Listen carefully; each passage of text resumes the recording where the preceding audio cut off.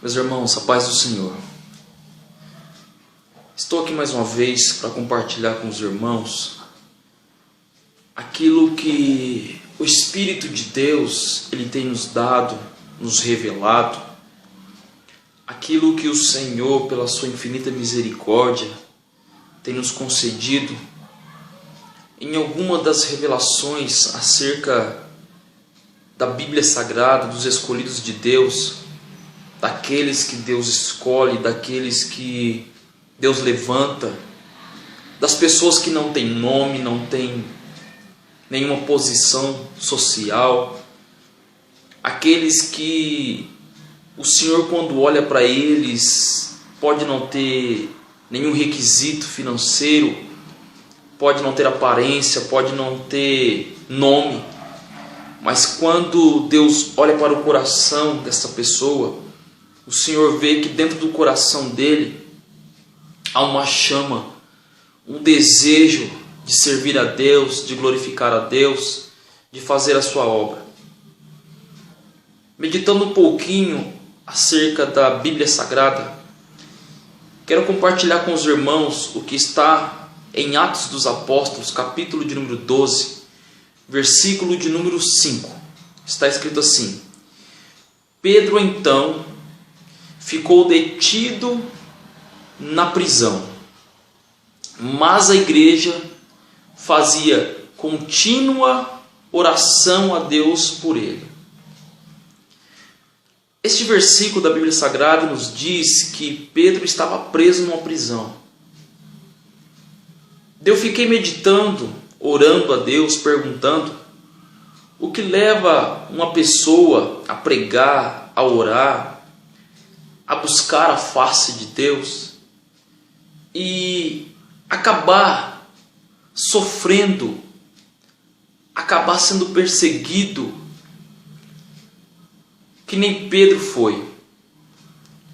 Um pouquinho antes, lá em Mateus, no primeiro evangelho de Mateus, a Bíblia Sagrada nos mostra que Jesus, andando à beira do mar da Galileia, viu um pescador de peixes, um homem que talvez pela sua ignorância, talvez pelo modo de falar, talvez pelo seu modo de agir, tinha poucos amigos, tinha poucas pessoas que queriam se aproximar dele, ficar perto dele.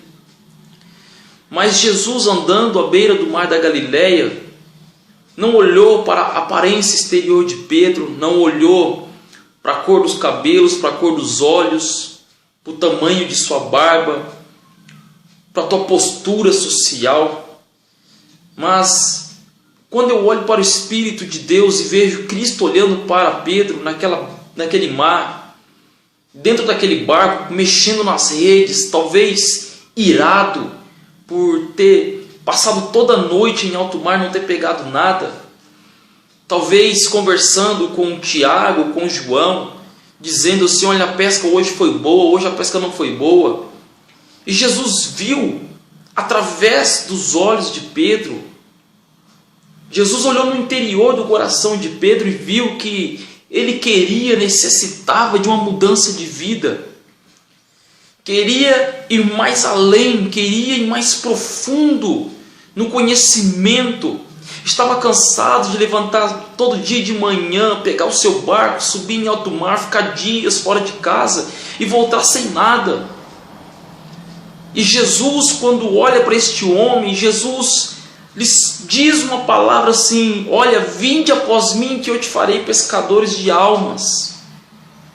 E Jesus, nos dias de hoje, está procurando pessoas para que Ele possa fazer pescadores de almas.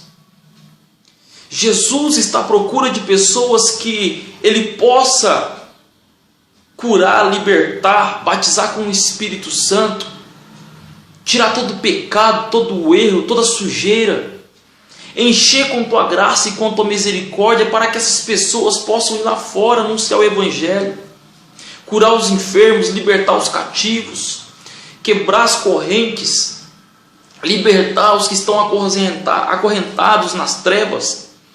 E Jesus, chamou Pedro. Quando Pedro olha para Jesus, ele viu que algo estava diferente. Ele viu que aquele homem, o jeito que ele falava, o jeito que ele gesticulava, o jeito que ele andava, tinha a paz que ele precisava, tinha a alegria, tinha a tranquilidade que ele precisava. A Bíblia nos relata, irmãos, que este homem começa a andar com Jesus, começa a seguir Jesus, vê os sinais, maravilhas que ele fazia, ouviu muitas das vezes o sermão da montanha, viu, contemplou com os próprios olhos, pegou nas mãos, ajudou na multiplicação dos peixes e dos pães. Estava em alto mar, e quando Jesus estava andando sobre as águas, todos gritavam: era um fantasma, é um fantasma. E Pedro, ele se aproximou com a sua voz alta de Jesus e disse: olha, Senhor, se és tu, manda-me ter contigo sobre as águas. Jesus disse: bem. Foi o único que teve coragem de andar sobre as águas, de encontro com Jesus, de ter uma experiência com o Mestre. E passados dias, passados meses, passados segundos, minutos, Pedro viu que Jesus tinha um plano para ele. Viu que ele queria ir mais além com Jesus. Queria se aproximar de Jesus de forma tremenda, poderosa e gloriosa. E Jesus, ele é crucificado, ele é açoitado pelo azorrague. Pedro estava do lado, vendo tudo aquilo acontecer. E quando tudo isso aconteceu, Jesus subiu aos céus, assentou-se à direita de Deus. E foi dado nas mãos de Pedro toda a autoridade, porque Jesus tinha falado que sobre a vida de Pedro edificaria a igreja dele. E agora Pedro se depara dentro de uma prisão, se depara dentro de uma cela, porque aqui no capítulo de número 12, versículo 1, diz que Herodes começou a perseguir a igreja, começou a maltratar a igreja, começou a caluniar a igreja. Ele começou a matar alguns dos discípulos, começou a perseguir os discípulos, a ponto de matar um sobre o fio da espada. Vendo que isso agradava aqueles que não gostavam do cristianismo, pegou Pedro e colocou ele na prisão. A Bíblia Sagrada nos diz que Pedro, ele era escoltado por 16 soldados fortemente armados. 16 soldados que olhavam ele durante o dia e durante a noite. Mas o que me chama a atenção é que Pedro, ele dormia, ele confiava, ele acreditava, ele tinha fé que Jesus ia dar vitória.